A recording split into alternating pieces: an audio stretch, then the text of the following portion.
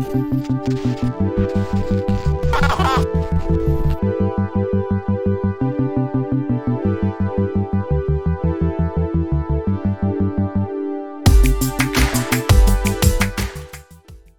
Vancouver make out really, really well with that Bo Horvat trade? Changing here. McDavid, beautiful move. Front back the ball, coming to Crosby. He scores! Crosby, 500! Watch this play between the legs, comes right back to him. But man, oh man, has his kid got some hands. That looks like he's going for the old Michigan. He brings it up. Miller goes to knock it off. He shoots it in front. Oh, what a pass! Away, gains the zone around Kubalik. Back to Foligno. He scores! With a lot of mustard on it. Ovechkin score! The Grade 8 Express pulls into third place all time.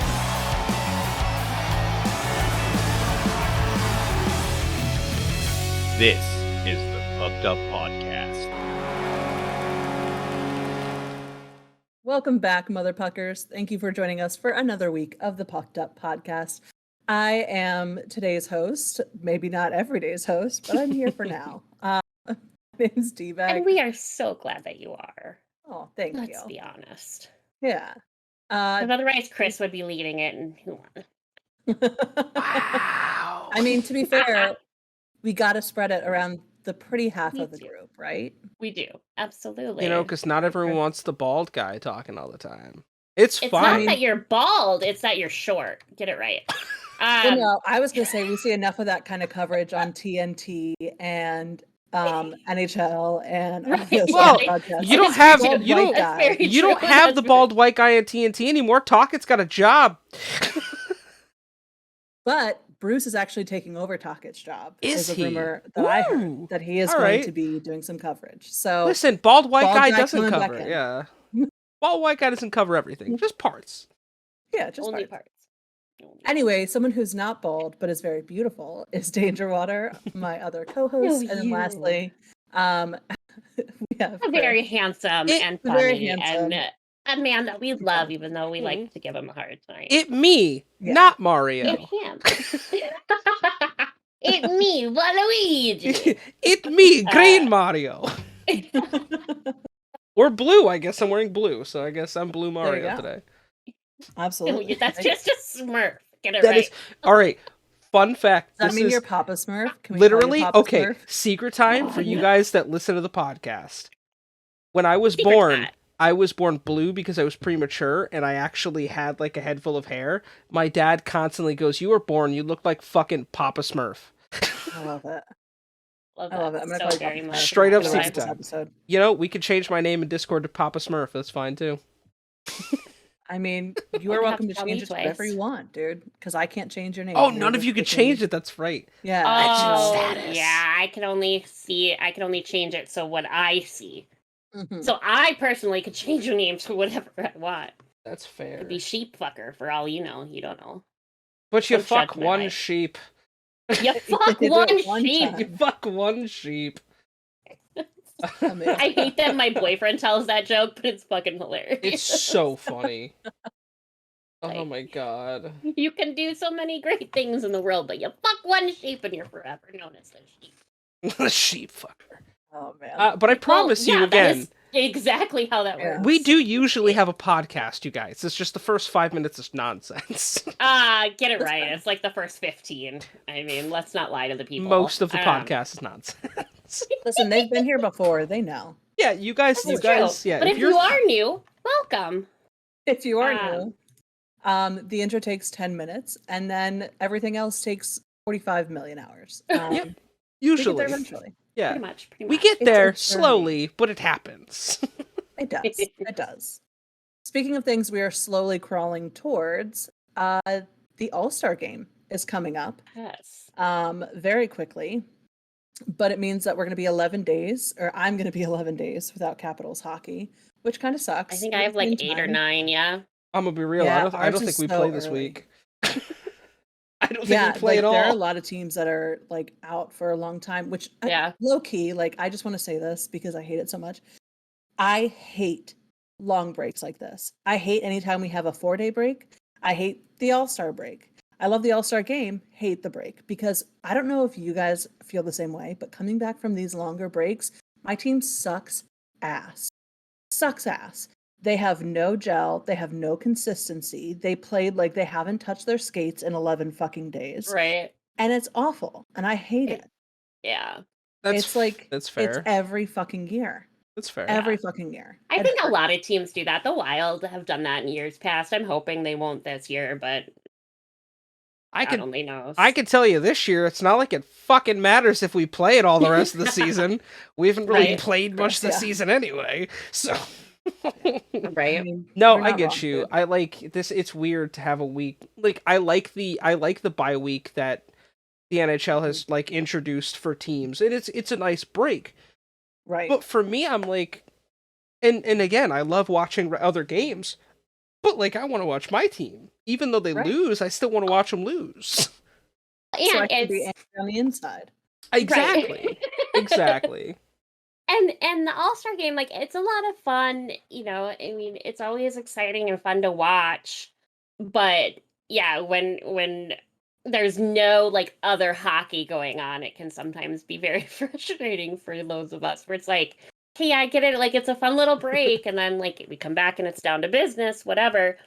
But it's like, nah, y'all, like can't we do this after the season ends? Like, I just want to point out that there are this week in total 6 games throughout the league. Yeah. 6. Yeah. Does that count the 4 that happened tonight or the 3 that happened tonight? Yes. So now there are 3 games. That's insane. Oh, I'm sorry. Yeah. No, there are 5 games, so I was wrong. There are 5 games left, not counting the one game that happened on Monday, the 3 games that happened today. No, so there are 2. There were 7. All right. Or no, there were 6. I can't, dude, don't trust me. I went to public school. Like, I can't fucking count. Doing public math right now, and I can't count and I can't read. If you guys didn't know. I was just gonna say, he's 30 years old and never fucking learned how to read. Never fucking learned how to read. That's where we're at. Well, you know what? Someone who can read at least a little bit. Danger, do you have some updates for us on the All-Star game? You give me far too much credit if you think I can read. But yeah, so we have had a couple of injuries for a couple of the guys going to the All-Star game. As many of you probably know, Ashton Matthews is, or Austin Matthews. I always say Ashton, and I don't know why. It's the O. I blame that. It really is the O. It's stupid and it shouldn't be there. Like, even though there is no H, like my brain still thinks it should be Ashton. But Austin Matthews has, and we'll talk about it in the injury report too, but a sprained knee, I guess. So he is being replaced on the team by Alexander Barkov from the Florida Panthers for the Atlantic Division. And then we have, for the Pacific Division, Matty Beniers got hurt. I don't know the details on his injury yet. We'll talk about it later.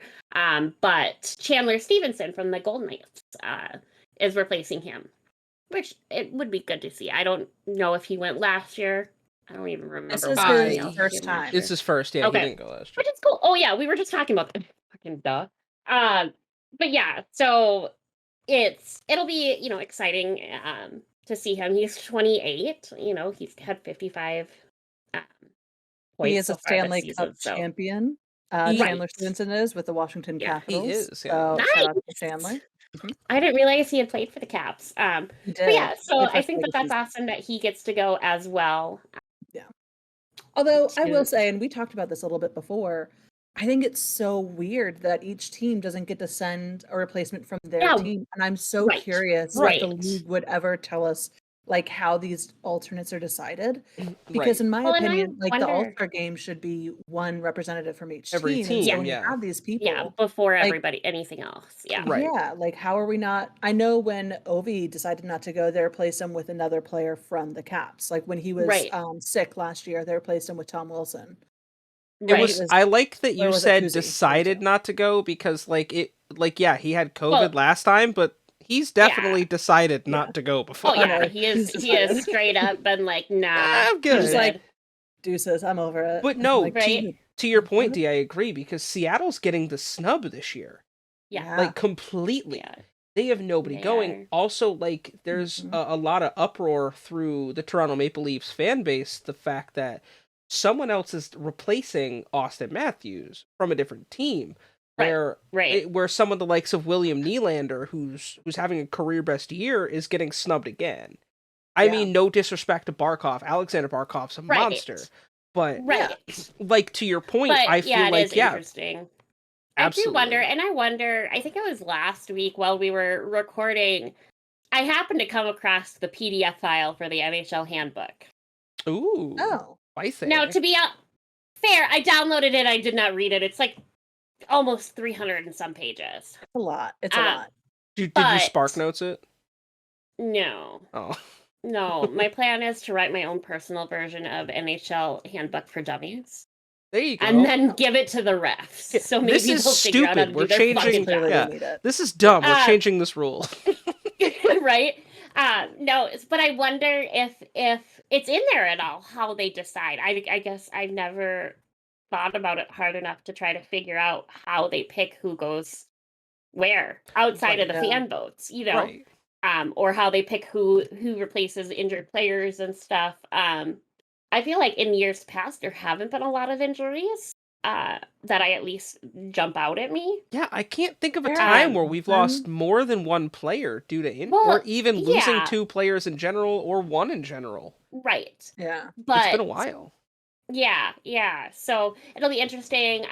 Also, just for the update, if those of you that don't know, at least as far as we have been able to research, all of our sources tell us that Bo Horvat is still going to play for the Canucks, or wear his Canucks jersey and everything for the All-Star weekend, even though he got traded, which we'll discuss a bit later. So what is another crazy thing? Yeah, what I'm seeing is he will represent the Pacific Division, but he will represent them as a member of the New York Islanders.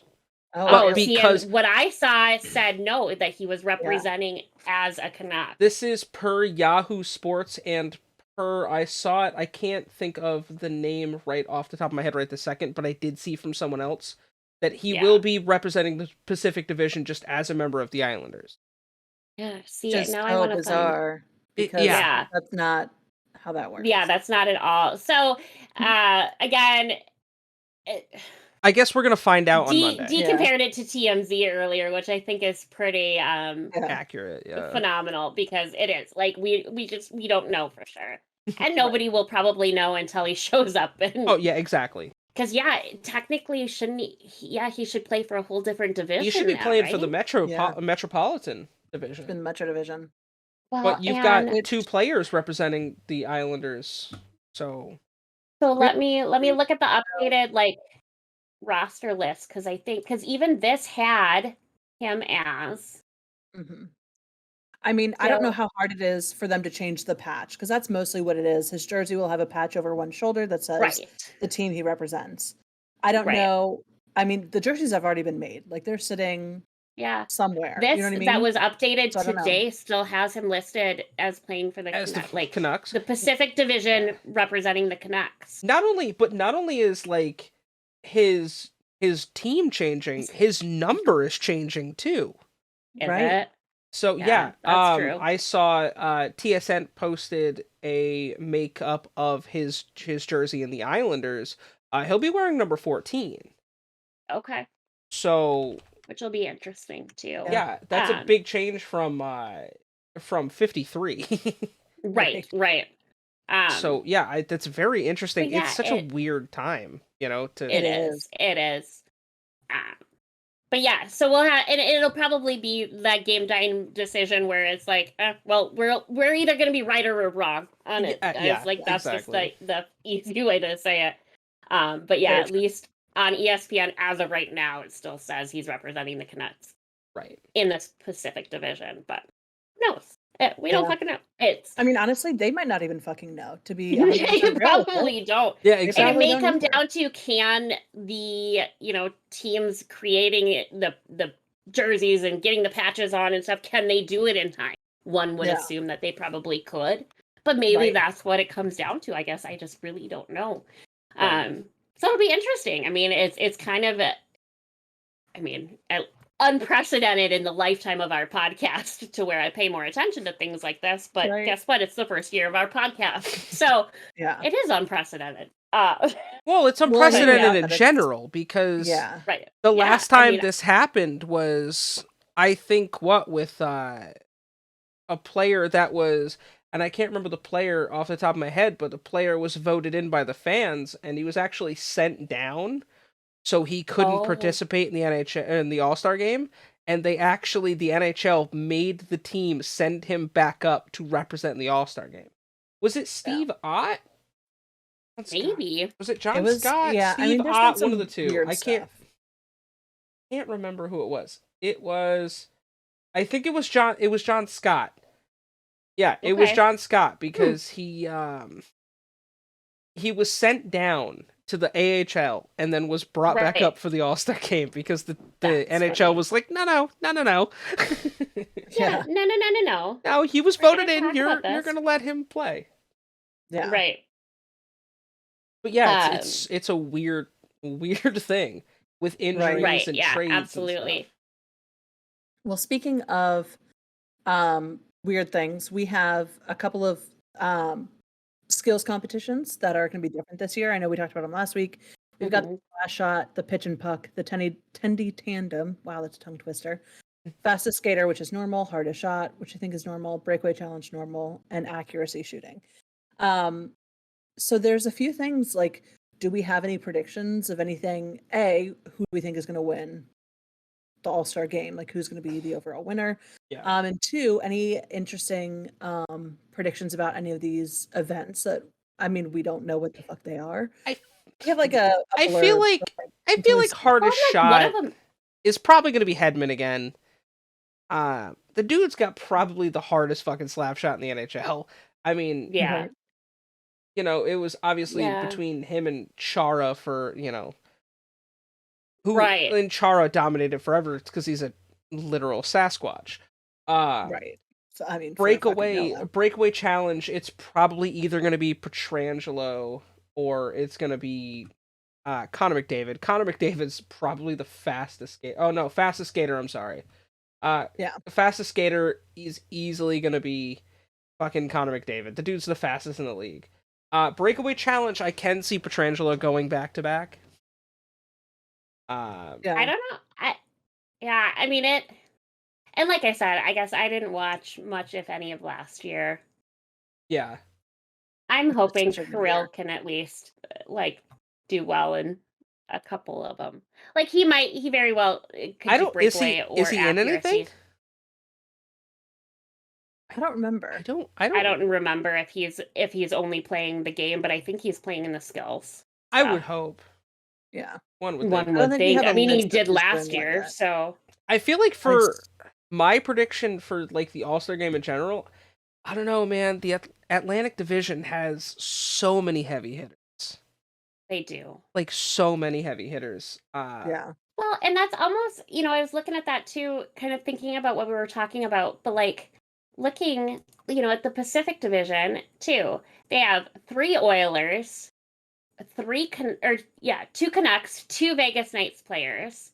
Yeah. And so when you build up your team with players that are used to playing with each other, right? That's a huge advantage. Yeah. We have 3 Colorado players, just 1 from the Blackhawks. Yeah. 2 players from Winnipeg. And 2 Winnipeg players, and so that just 3 Rangers, 2 Islanders, I mean, so every team kind of has that. So maybe it won't be as much of a benefit. I think the strength this year is the Eastern Conference, and I feel like that kind of goes without saying. I mean, if you just look at the standings this year, your top 10 teams are majority Eastern Conference teams. So I feel like if we're gonna look for a dominant division to win it, I don't think it matters between the Metro and the at the Atlantic, but I don't know. Yeah. I feel like the Eastern Conference is probably gonna wrap it up. looking at the stats, last year Metro team took it. The year before, which was 2020, because it was canceled in 2021. In 2020, the Pacific Division took it. Metro took it the year before, Pacific the year before that, Metro the year before that, Pacific the year before that. So it does go back and forth a lot. Historically, I think the East is the most winningest.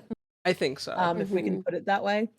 But I agree. I think it's kind of a toss-up between the Metro and the Atlantic for me as to who's going to take it. I'd like to say the Metro just because that is my division. And so that's what I want to have happen. Right. So I'm going to go with that. I'm going to say it's Metro this year. Danger, what do you think? I have no fucking clue. It's like, I'm just happy to watch. Well, yeah, and it's just, it honestly, because so many different things can play into it, you know? Yeah. And I feel it's kind of like the whose line is it anyway of the NHL season, right? Like, it really the points is. are made up and nothing matters. Like, Yeah. it matters, but it doesn't matter. So, you know, even somebody having a great season, shit the bed come Right. the All-Star game. So I think, you know, I just more like show up, I enjoy watching it, and I go home and like, you know, I care, but I don't care kind of thing. Yeah, that's fair. But yeah, I just don't see it happening for the West this year. No, the West again, is we'll not see. that strong. Yeah. But yeah, again, like Danger said, anything can happen. And it's 3-on-3 Right. hockey, and you never know. Which is a whole other fucking animal. Oh, yeah. It Right. really, really is. So we're excited for that. So one of the things that we mentioned sort of briefly that ties into a lot of this too is the Bo Horvat trade. And that surprised the shit out of me. Honestly, well, I had seen, a couple of things. Let me back it up and get my freaking thoughts in order. I had seen reports, like people have been asking Bo whether or not he thought he was going to be traded before the All-Star game. And he was like, honestly, I don't think it's going to happen, y'all. Like it'll probably happen afterwards. And then, shock of all shocks, he gets traded. Yeah. And he gets traded in a big fucking way. Right. So the Canucks dealt Horvat to the Islanders in exchange for left winger Anthony Beauvillier, center prospect Atu Ratti, and a conditional 2023 first round pick. To me, that's a fucking lot. Like, yes, Bo is worth, a lot. He's a great player who has been in a horrible system and unable to perform in Vancouver the way I think he would like to, and his fans would like him to. But like, that's a lot for one person. A prospect, you got Beauvillier, who's great, and a conditional first round pick. Like, I don't know. What do you guys think? Yeah. Oh, go ahead, Nancy. I don't know what the conditions are. Like, that's what I want to know. It doesn't say. Yeah, I don't think they released that. No, and they typically, I don't think they typically do. But that whenever something says something like that, it's like, okay, well, but what are the conditions? Like, you know, no, I don't know. It's a hard one for me to weigh in on, just because for me, it at least felt like it came out of nowhere. So I was just really surprised in general. Also, fuck both teams. I will say he's having a career season with 31 goals and 23 assists in 49 games. So he isn't unable to do anything in Vancouver. Vancouver as a whole is just unable. Right, which is fair, which is different. Like Danger, the timing was kind of funny to me. I guess funny is the good way to say it. With everything that happened in the past week with the firing of Bruce Boudreau. Listen, you got your center you got your captain who doesn't want to be there. You trade him. Yeah. I like the return in some ways. Beauvillier is 25. He's got 20 points in the season. It's not the best, but he was paired with Matt Barzal. So maybe you put him on your top line. You figure out a way to get him a little more productive. You had 2 game winners this year. Roddy's a 20-year-old prospect. So there's a lot of chance for improvement there. And a conditional first rounder. I mean, Vancouver's going to need to rebuild some way. So getting that pick, but listen, Horvat's 27. Like D said, he's having a career year. Yeah. And I think he, is kind of at the height of his career right now and is going to have another great couple years. Oh yeah, he's entering his prime for sure. Yeah, that's the best way to say it. Words are hard. But so yeah, it'll just be really interesting to see what happens. Hopefully he can be happier and perform better. I mean, not that he's performing poorly, but perform better with the Islanders. Because that's where he went, right? Or am I remembering that? Yep. Okay. Yeah. I all of a sudden went, that doesn't sound right. And there's a lot of options on where you're gonna put him too. Yeah. There's a lot of talent on the Islanders. It's not really reflecting in their record right now. Right. But no, there's a lot of talent there. There's a lot of good pieces there. So, I mean, he's still in a contract year. That part hasn't changed yet. He still hasn't been re-signed. He's a UFA at the end of the year. So right, which means that the Islanders have to re-sign him. or they gave that all up for nothing. To try to make the playoffs. Which is true. Yeah.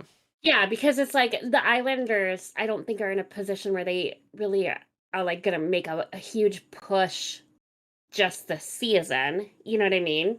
Right. Very weird. Yeah. Very weird. Very weird decisions being made in Vancouver. Y'all okay in Canada? They're technically 2 points out of a wild card spot right now.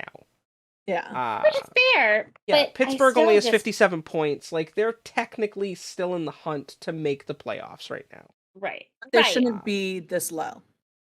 That's the thing. With the talent they have on their team, I was just going to say, with the talent they have, they should be a wild card or have it clinched. Or have a third, a spot in the top 3. Right. It's just a weird timing. I didn't expect a superstar to go before the deadline, like this soon before the deadline. Right. Or this far, rather. 3rd. This far from the deadline. Right. So, I guess only time will tell how this is going to work out. Right. I don't like I don't know. I would have tried to give someone else out besides Beauvillier, but that's just me. Right. I don't know. Like, I don't know what's in the minds of. I don't know what's in the minds of the Islanders, but I don't know. Again, only time will tell if this really pays off. Yeah. Yeah. Well, and so this leads us into our question of the week.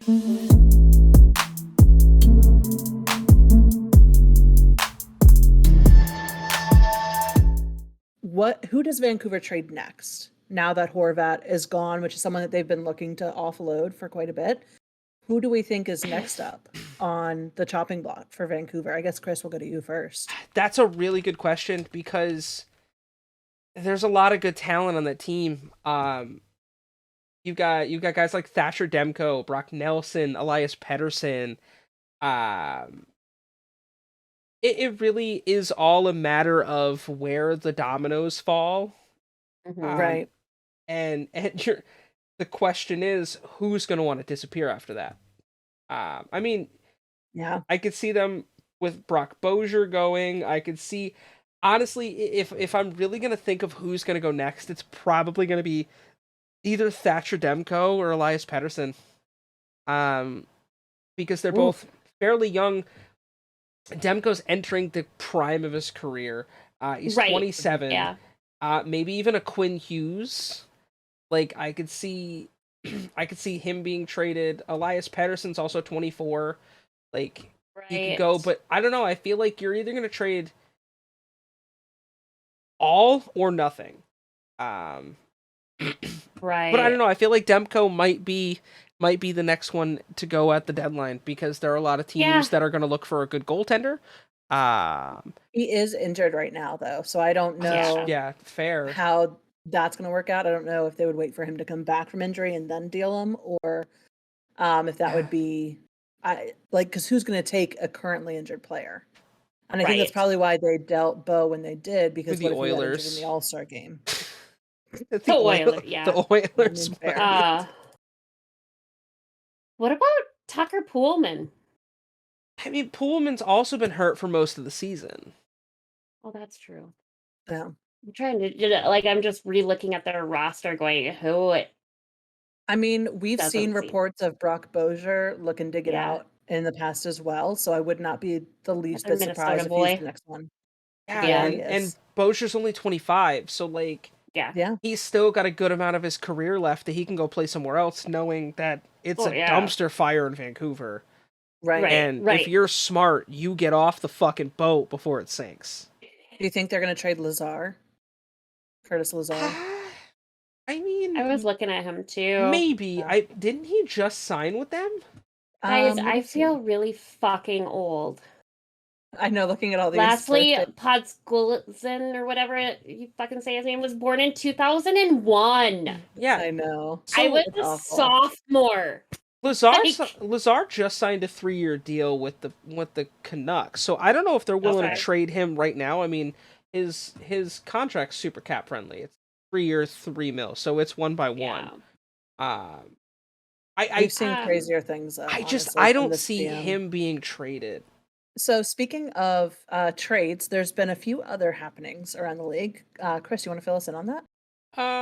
Yeah. So, earlier this week, we had the Colorado Avalanche and the San Jose Sharks make a trade. The Sharks traded Matt Nieto and Ryan Merkley to the Colorado Avalanche in exchange for forward Martin Kaut and defenseman Jacob McDonald. I mean, I just feel like this is just San Jose trying to cut some of their losses here.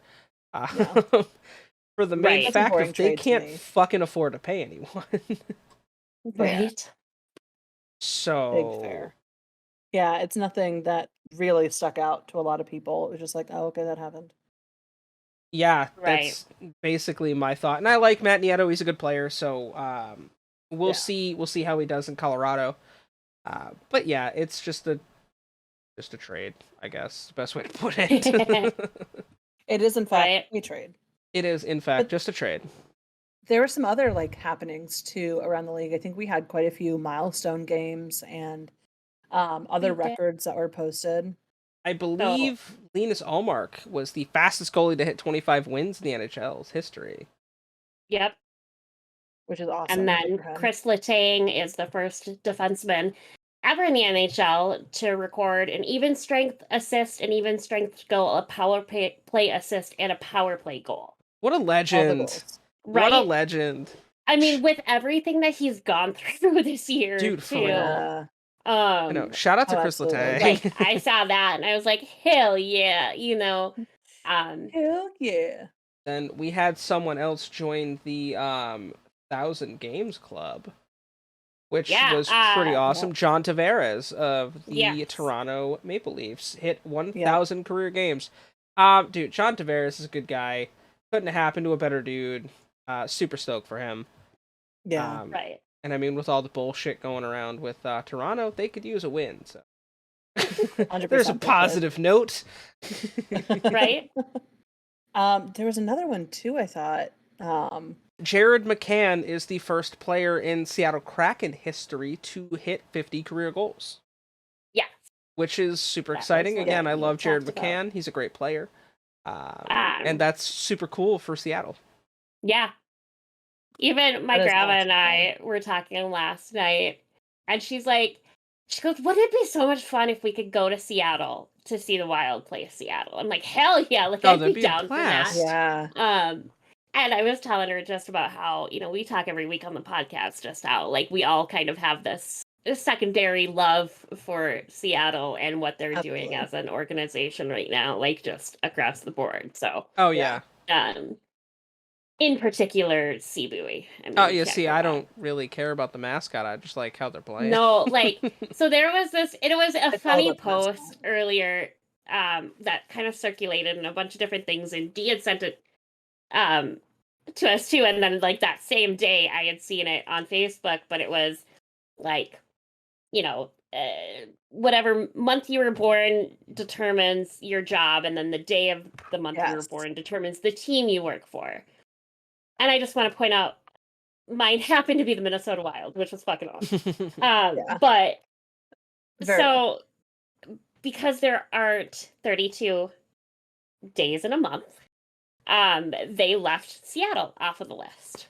Right, yeah. And Sibui responded to this and was like, why couldn't you leave off the Canucks or something? Which is funny because the timing, talking about the Canucks. Absolutely called them out. And I started thinking about it more, and I was like, why not like combine the two New York teams? Like, and again, it's a stupid post, right? But combine the two New York teams. Right, you get to pick. Or leave off Winnipeg. Whatever, but like there are two teams in the state of New York. Like, there's no need for that. Technically, there are three teams in the state of New York. I forgot about that. Another record this week, which I do have to mention because he's our coach.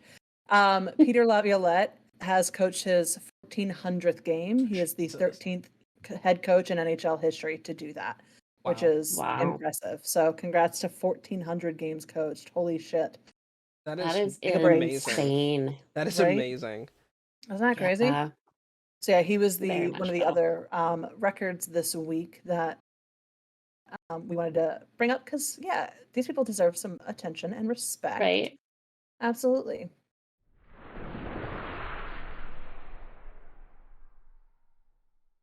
All right, well, moving on to some other good news, because we're in a good news mood today. Let's just keep it going. We're going to talk about the 3 stars of the week. Yes, we've been bummers enough the past few weeks.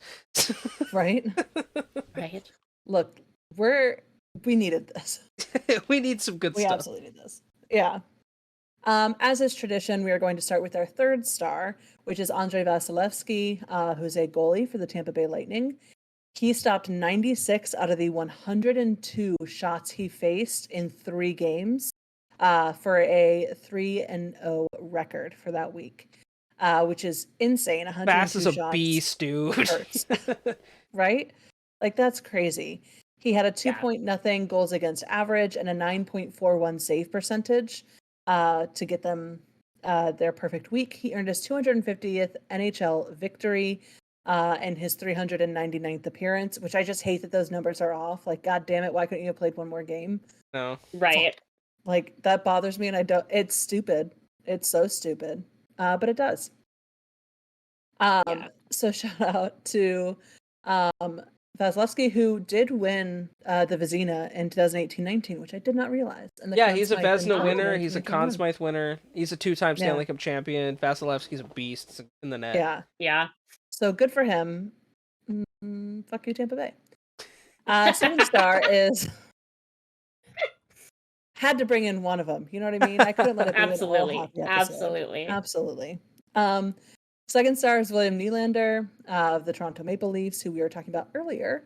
He is 4 goals and 3 assists in for a total of 7 points in 4 games, which has helped them record 3 wins and 4 starts, which is good. That's a good.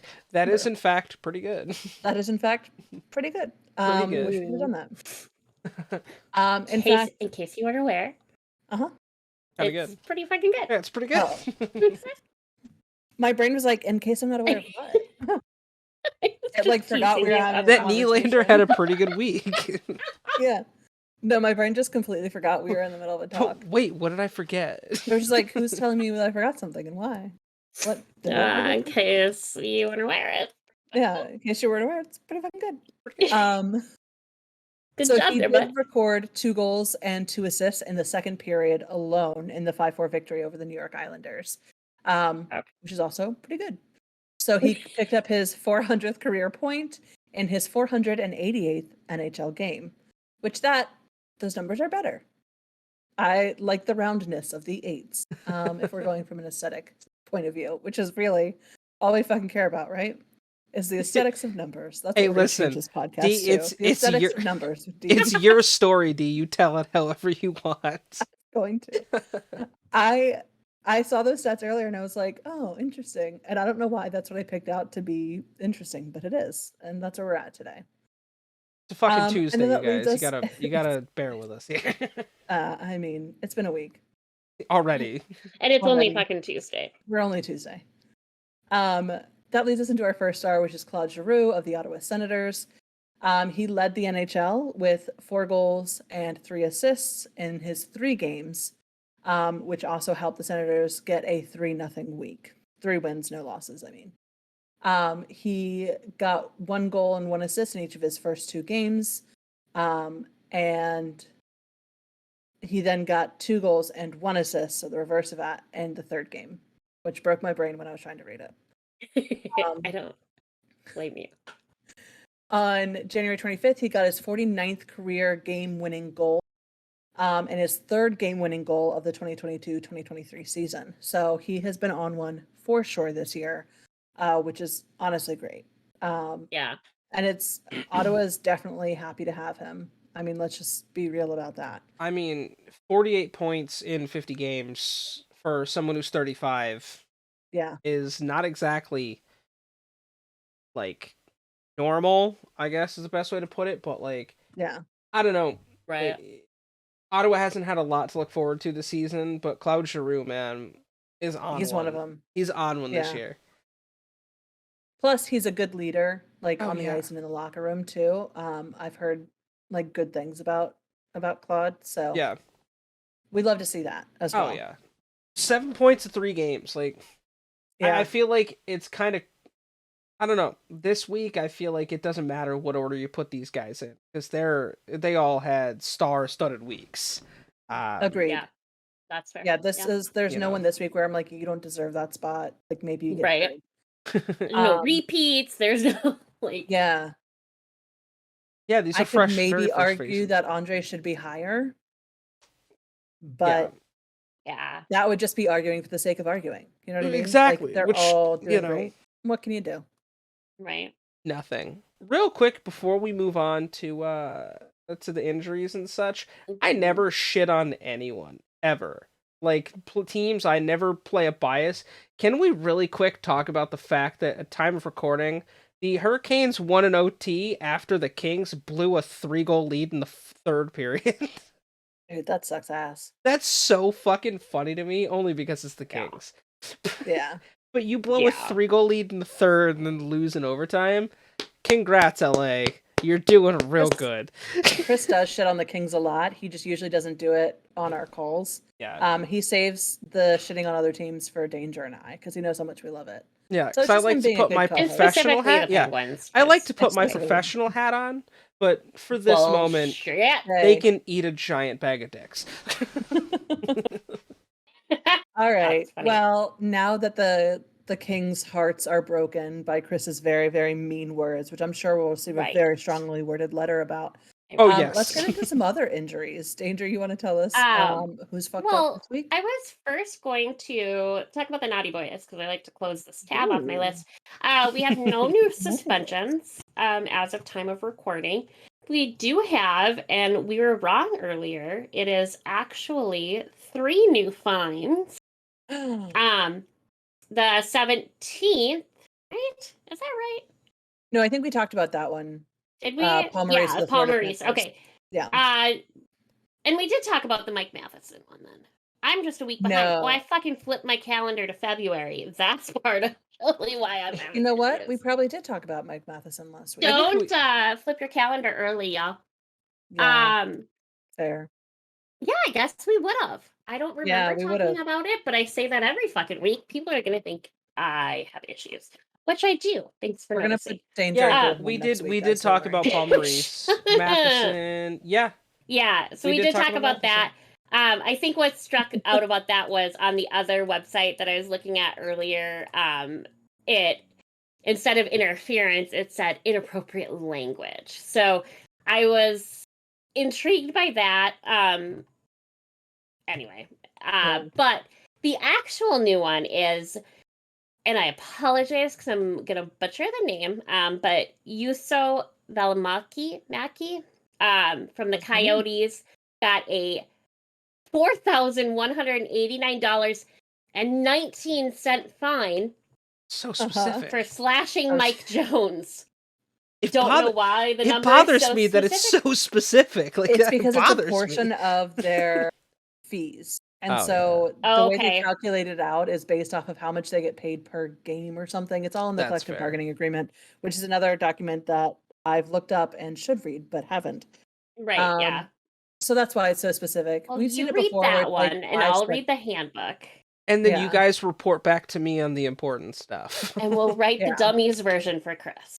Yeah, because I don't know how to fucking read. So you just honestly make sure you guys include a lot of pictures. We'll write a hooked on phonics version. Yeah, just a lot of pictures. Give me like audio form. Yeah. But yeah, we'll count with our fingers so that he can easily see. Yeah, so like, oh, okay, I know what that is. Wait, what number? 1. We're only on 1, Chris. Again, you just got to bear with us like we do every week. Or don't bear with us. Tell us in the comments. Either way, it's fine. Right? Yeah. Tell us in the comments how much you hate us. Yeah. Because you know what, bad comments are still comments, and it helps drive. You're still watching. And you know what? It gives me yet another reason to cry at night, and I need more of this. So. Help a girl doesn't like to cry for no reason. You have to give her a reason to cry. You have to give her a reason. No, please don't. Oh my God, I will cry. From our finds, that number still cracks me up. But going into the injuries, as always, starting at the top of the alphabet with Anaheim. It's about the only fucking list they're a top of right now. Yeah. Sorry about your bad luck. That's all right. Just because it starts with an A. It's literally that's it. That's the only win they have. Right. Top of the leaderboard for something, Chris. Right.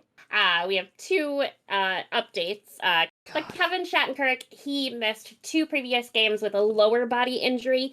They're not sure if he will lace up in their next game, which we just learned is February 6th against the Stars. I'm a good fan, guys.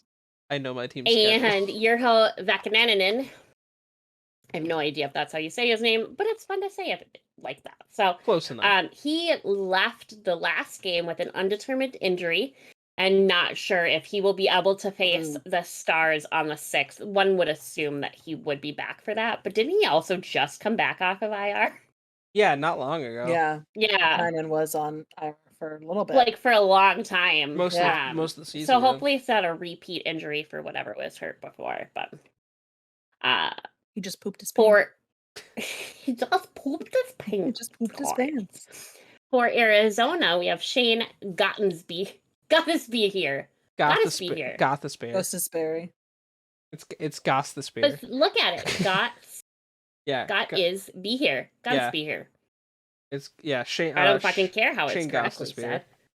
But Shano will miss an extended period of time due to an upper body injury. Expected to miss 4 to 6 weeks of action, which puts him back at early March.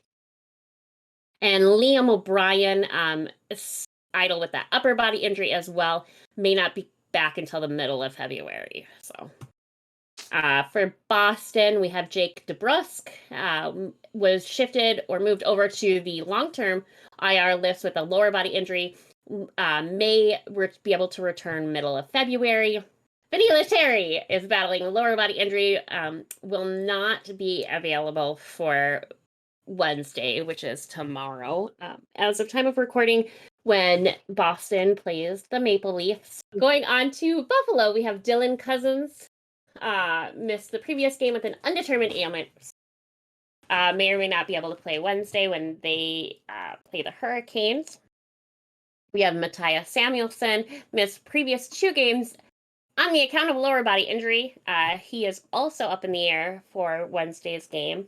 And Tage Thompson is dealing also with an upper body injury. Also remains to be seen. Isn't he he's going to the All-Star game. I was going to say. Yeah, so we'll see if he can make it. We'll have to pay attention to Buffalo's game tomorrow. That'll be injury 3 for the All-Stars this year. What is happening? Right. And that sucks for Tage because he is just having a killer start to the year. Oh, yeah. Beginning of the season, whatever. Crazy. You want to word it as, but yeah, that one's surprising. I didn't realize he had gotten hurt. I didn't either. For Calgary, we have Brett Ritchie, who was activated from injury reserve after recovering from his wrist injury, but there is apparently no timetable for when he will actually be back on the ice. And which is just funny. Like, okay. Also, undetermined on when he will be back playing is Chris Tanev, who has been placed on IR with an upper body injury. So right now it's just listed as out indefinitely. And this is the second time this season that Tanev's been on IR too, because he took that puck to the face, right? Yeah, he had that hard hit to the face. So, and honestly, like, hopefully, I mean, I'm frequently tell my favorite joke against the Flames because I have family that lives in Calgary, but you never want to see somebody get hit with a puck to the face. So no, true. Thankfully, it's not because of that. It's I mean, I guess it could still be because of that because I did say upper body, but one would assume that it's not. Anyway, for Carolina, update on Andre Kase, who is now on long-term IR with that concussion. But they are saying that he may be able to come back at least in the middle of February, which would be nice. And Jacob Slavin missed previous 4 games with a lower body injury.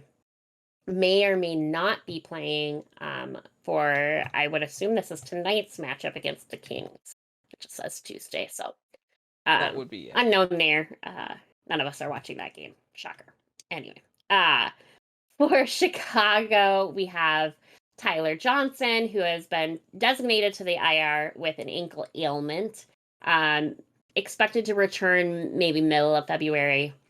Alex Stalock is still going through that percussion. I combined concussion protocol is now just percussion. No, it's just he's playing drums. Right. No timetable for his return still.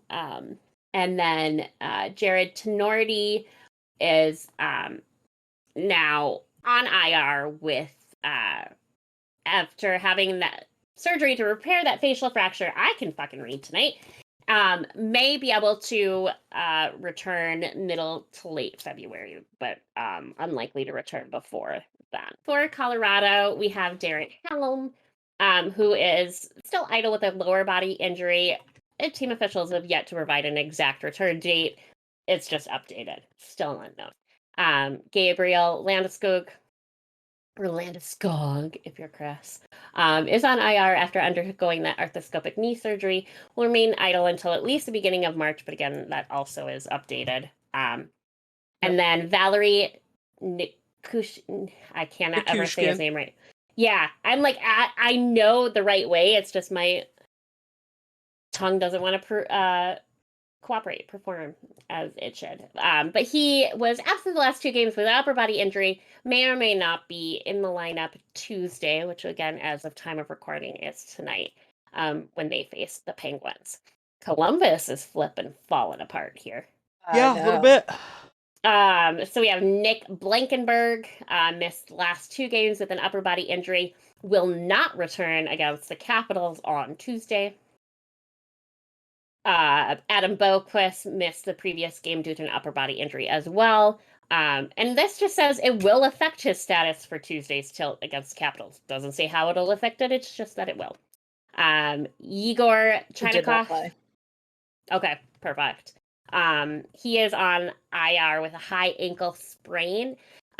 Expected that he will remain idle until at least the middle of February.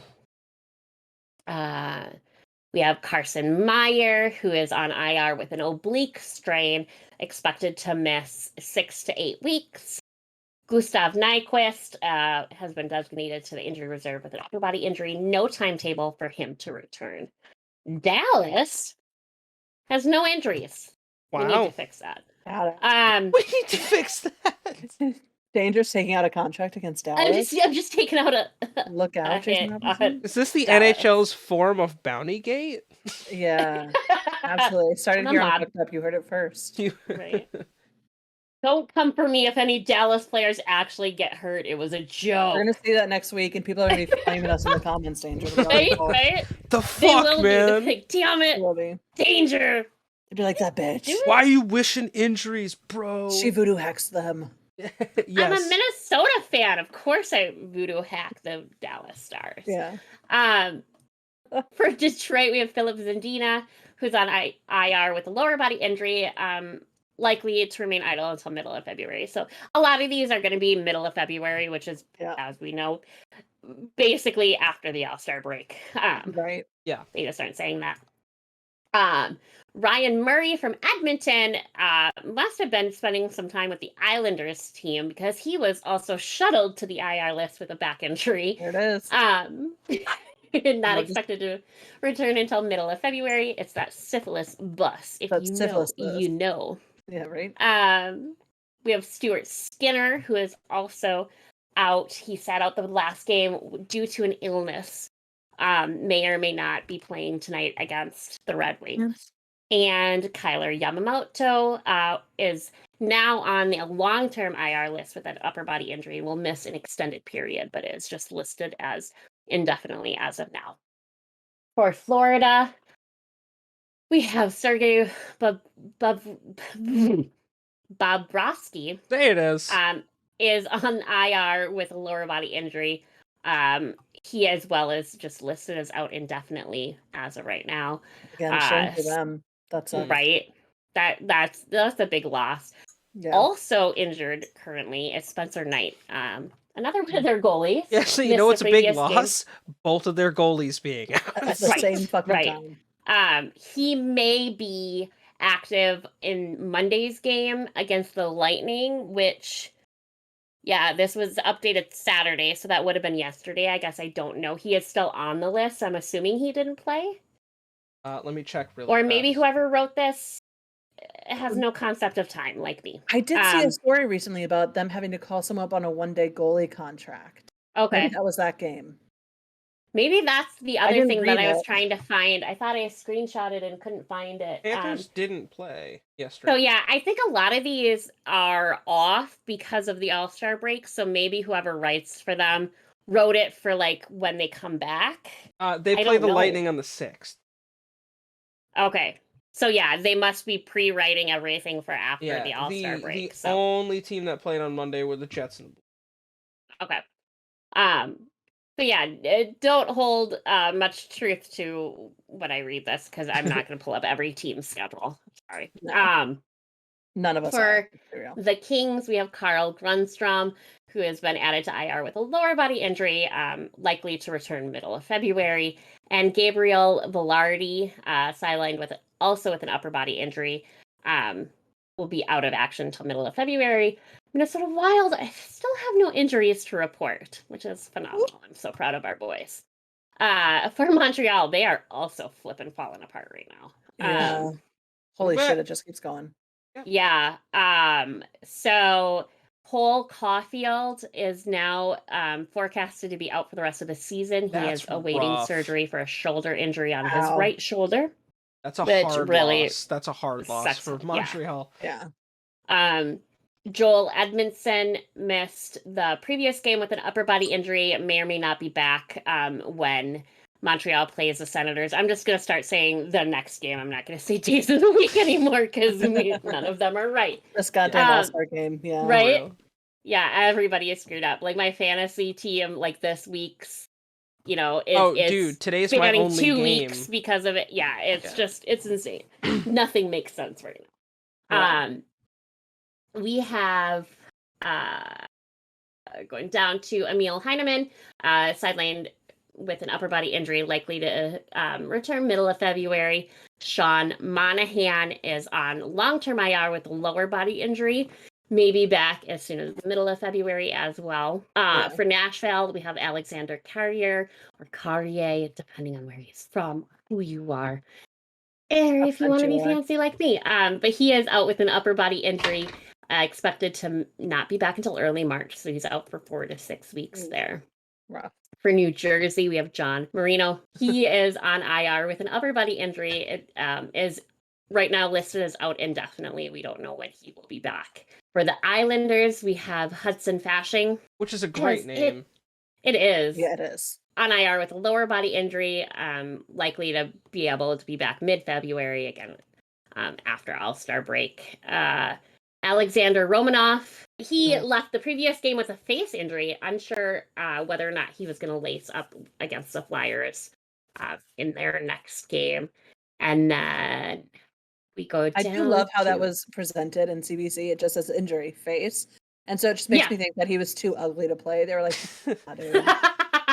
No Patrick, for you. We can't let you out there. Q Patrick, I'm ugly and I'm proud. Exactly. That's what I pictured in my head when I saw it. I was like, well, and part of me wonders too, like, is that like, you know, he lost a couple of teeth too? Because that shit hurts. Trust me, I know. I'm missing a bunch of them. And with hockey players, you just never know. Nobody knew for the Rangers, but at least as far as this is concerned, Libor Hajek, whatever, is still out with that stomach bug, and is now listed as out indefinitely. Yeah, it's been a full ass week. Needs more toilet paper because he's used a lot of it. Right. Doing a lot of shitting. Right now. Going to Ottawa, we have Mark Keslick. Sat out previous 3 games with an unknown ailment. This says he will not be playing Tuesday night against the Canadiens, which I think is considered tonight. I don't know anymore.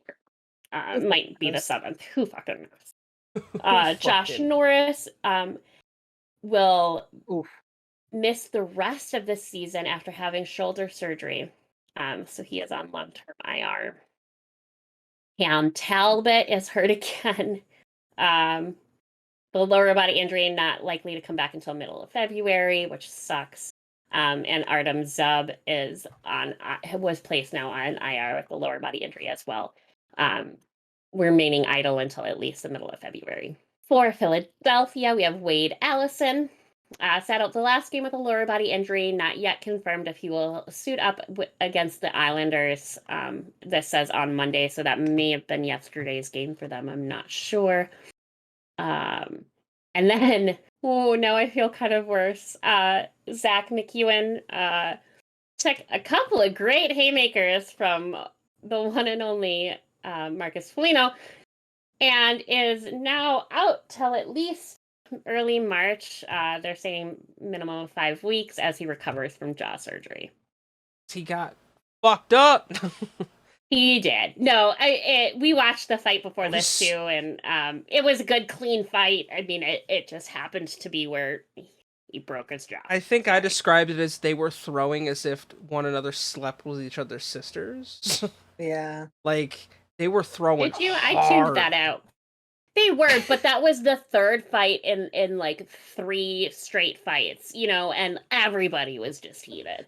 I mean, Reeves and D'Lo started it, which was awesome, and then we had Shaw and somebody else, and then Foligno and McEwen went at it. But McEwen got a good couple punches in on Foligno too, so. Yeah, I mean, they dropped the gloves at the same time. It was something. Yeah, it was, and those are my favorite fights. My favorite ones are when the puck drops and gloves drop and they just go for each other, you know.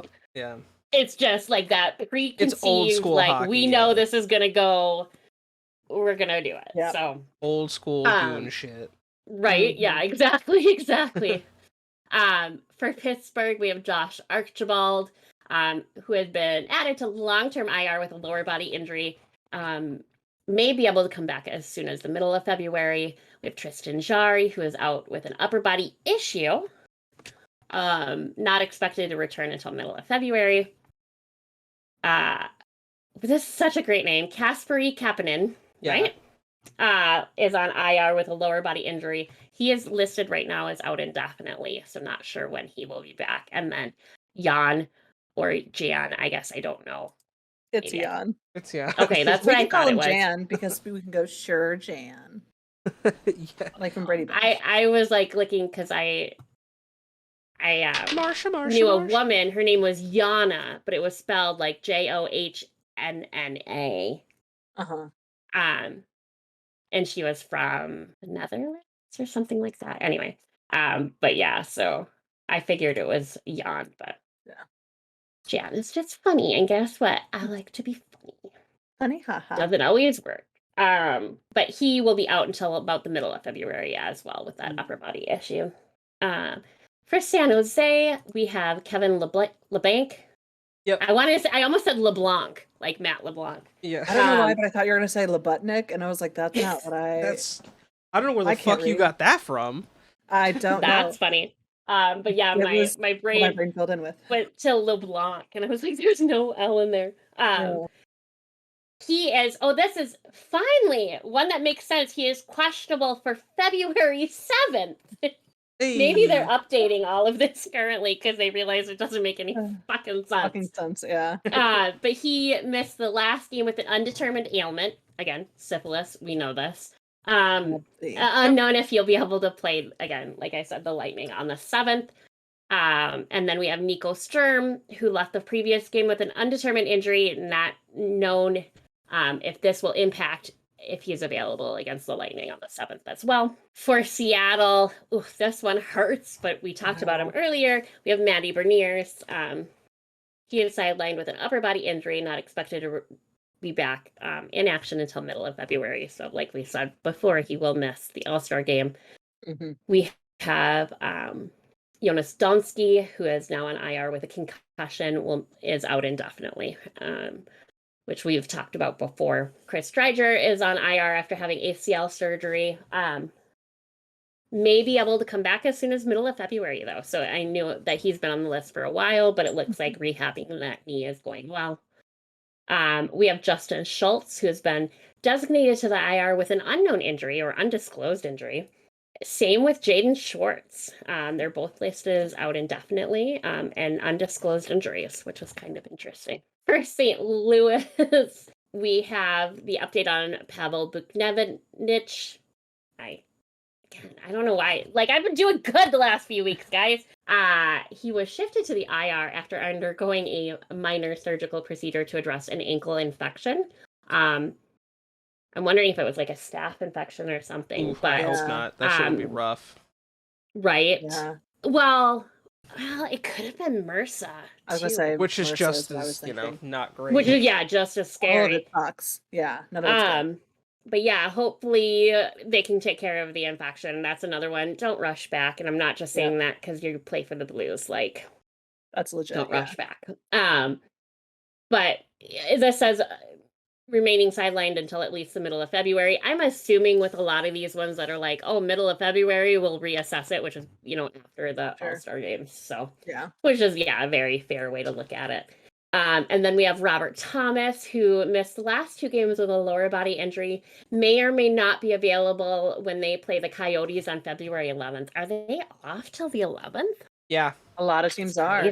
Tampa Bay, the only one on the list is Brent Seabrook, who has been out since October. And he is out for the rest of the season. For Toronto, we have... I almost did it again. I don't know why my brain wants to say Ashton all the time.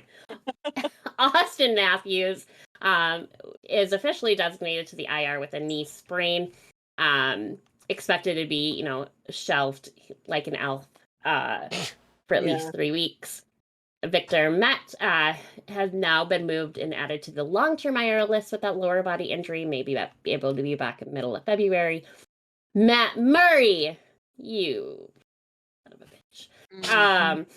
Sidelined with an ankle injury, not likely to come back until middle of February. Devastated. I'm so sad for you. For Vancouver, we have Thatcher Demko, is on IR, also with a lower body injury. Again, reassessing in middle of February. We have William Lockwood, who is now on IR with a concussion. He is also listed as out indefinitely. Ilya Mikheyev. Okay, that makes sense. He is on IR now, out for the season, and he is awaiting ACL surgery. So lots of concussions lately, lots of ACL stuff, or knee stuff in general. But he is also expected to be out for the rest of the season, which makes sense. And then it's just Tucker and Tanner. The TPs. Yeah, the TPs. TP gang. I fucking wish they were twins, because how cute would it be to have Tucker and Tanner as twin boy names and have them both play so the same cute. team? It'd be totes cute. Right? That's pretty adorable. Totes cute.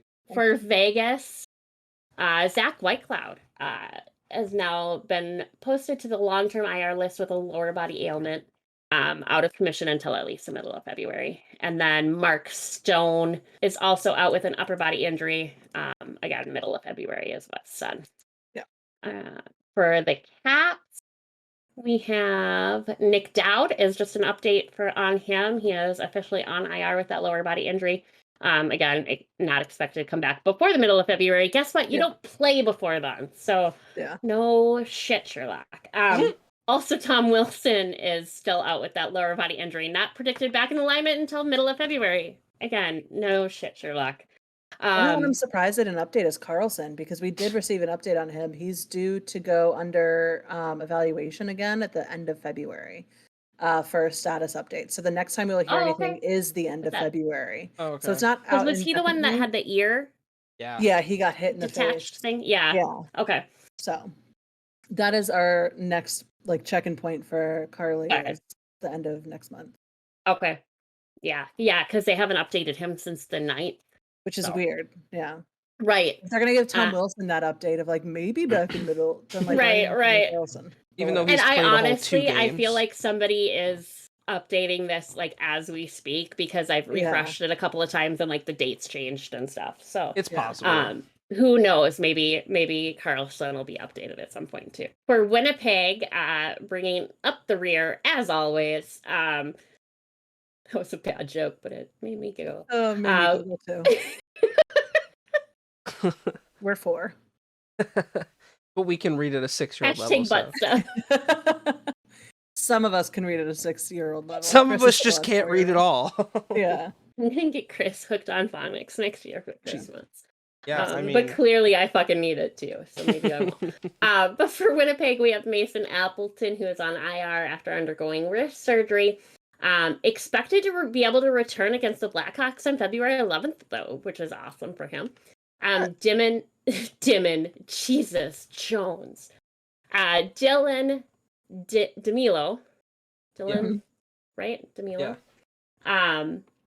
He is out with a lower body injury, maybe back middle of February. Again, that stupid All-Star date. Right? Yeah. If I never have to say the words back maybe middle of February, I'll be happy.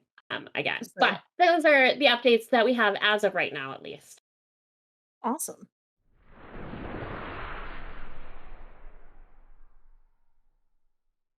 Well, I mean, that's not as many as it could have been, but then some teams took up so many. Canadians. Yeah, there's a couple that are falling apart hardcore right now. Which though, I guess if there's a time to do it, it's at the All-Star break when you can have several days to recover and not play games and just work on your health and fitness, whatever. And I mean, a lot of teams, again, we've seen this year in particular, most teams have been bitten by the injury bug more so than normal. Yeah. So, absolutely. Look at a team like Montreal, where fucking half their roster's on the IR. Right. Crazy. Right. Well, and typically we see so many upticks in injuries after the All-Star break. So hopefully we have the reverse going on this year. Otherwise, I don't know what some of these teams are going to do. I mean, we might be seeing a whole lot of IHL players come up. Yeah. Otherwise, we're going to have to release a special podcast that's just injuries, because it will take a while. It's going to take me a year and a half to read them all. Every player on every team currently. We're just going to start naming off AHL teams, and that's who you're going to have this year. Right. Speaking of AHL, though, just a little bit of brag on the Iowa Wild Wallstat. He has gone 7-0, I think, in his last 7 starts. Wow, that's pretty which fucking awesome. Absolutely incredible for such a young kid. He's gonna go places, hopefully just moving from Iowa up to the cities here. But no, I've been really impressed seeing and hearing about him so much since he's been down in Iowa. But I saw that today and I thought that was pretty worth it. Well, if you get to brag about the Iowa Wild, then I get to brag about the Hershey Bears, who yes, we should have talked about earlier, and that's my fault for not putting that in there. So the Hershey Bears every year hold a teddy bear toss event, where essentially they are collecting stuffed animals. It doesn't have to be a teddy bear; it could be a freaking unicorn, for local charities, children's charities, and it varies. There's like 30 different charities that they work with, sometimes more. And so every year they have this event, and it's supposed to be that when the Bears score their first goal, fans throw the teddy bears on the ice. And it takes like a half an hour to clean this shit up because it's like there's so many.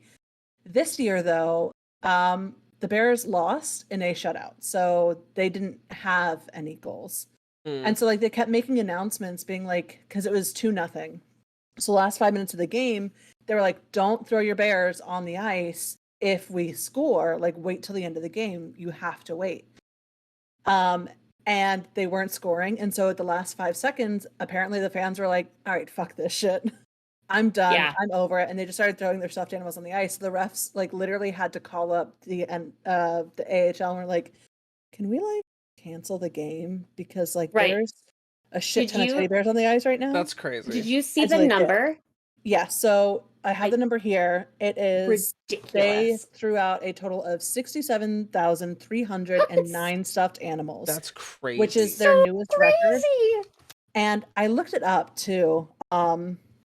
Previously, their next closest record was like 55,000 last year. Yeah. That's nuts. So it was an increase of over 12,000 additional teddy bears that were donated to charities. And like honestly, it's just incredible. We love seeing things like that. This is one of those like really fun events.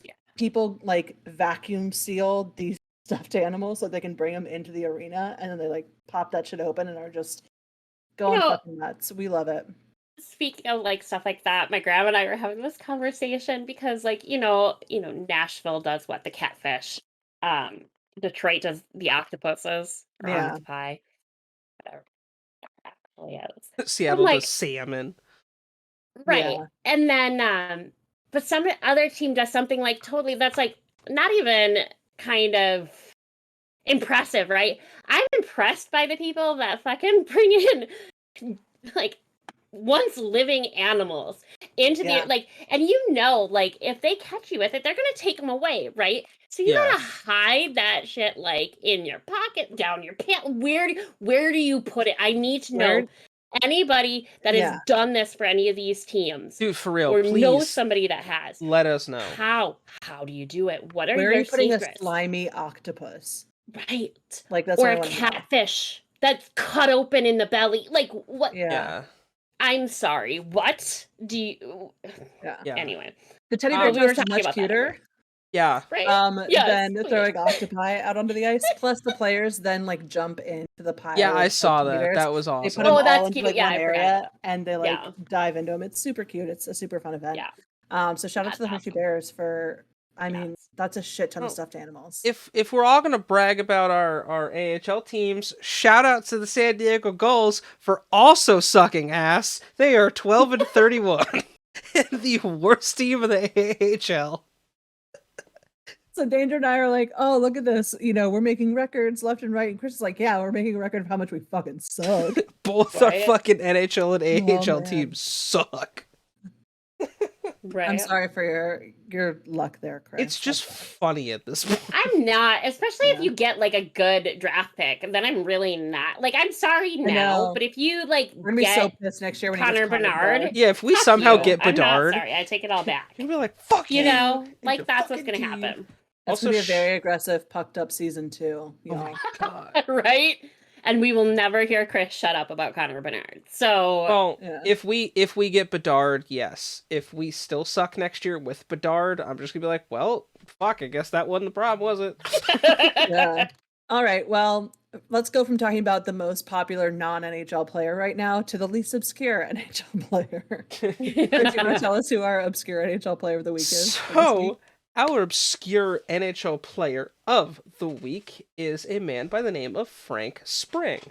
Frank Spring was born in Rossland, British Columbia.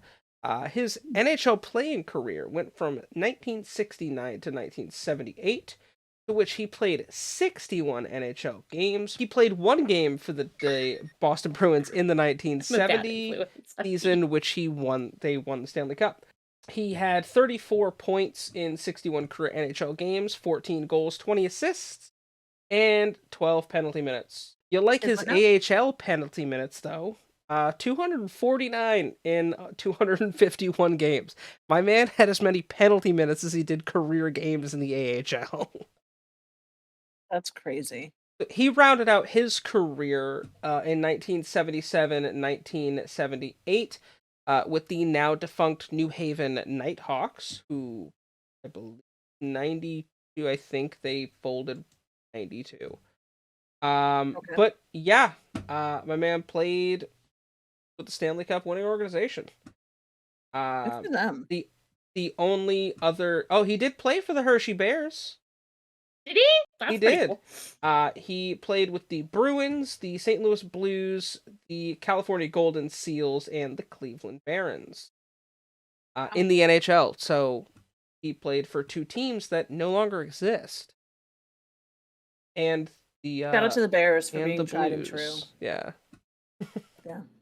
So, shout out to Frank Spring as our obscure NHL player of the week. Well, on that note, I think we've had enough good news to last us through the next week, which we needed. Thank you guys so much for joining us. If you have a question of the week that you want to put in, please send us an email, put it in the comments on our YouTube video or wherever you're watching this or listening to this podcast from. We're happy to take questions of the week. We're happy to answer any other questions that you have. If you don't want it to be announced, but you just wanted a response from us, let us know. We're happy to talk to you. Also, we're on all the socials, so you can find us and tweet us and whatever there. I think that's it for us this week. We'll hopefully have some more good updates for you next week, I guess. Yes. I don't know. Yeah. Or thank you guys so hopefully. much. What were you going to say, Chris? I said, or the All-Star game's going to suck and we'll have nothing exciting to tell you guys next week. So. And like lots more injuries and yeah. Like who knows? The entire NHL will be out because of injury. It'll just be what it or is. syphilis, one of the two. It's be like that. Why not both? Yeah, it'd just be like that measles outbreak like 5 years ago. Oh god, do you remember that? That shit was crazy. It's so fucking random. Like, how does that? Anyway, it was. All right, mother puckers. We will see you next week in the face-off circle. Have a good one.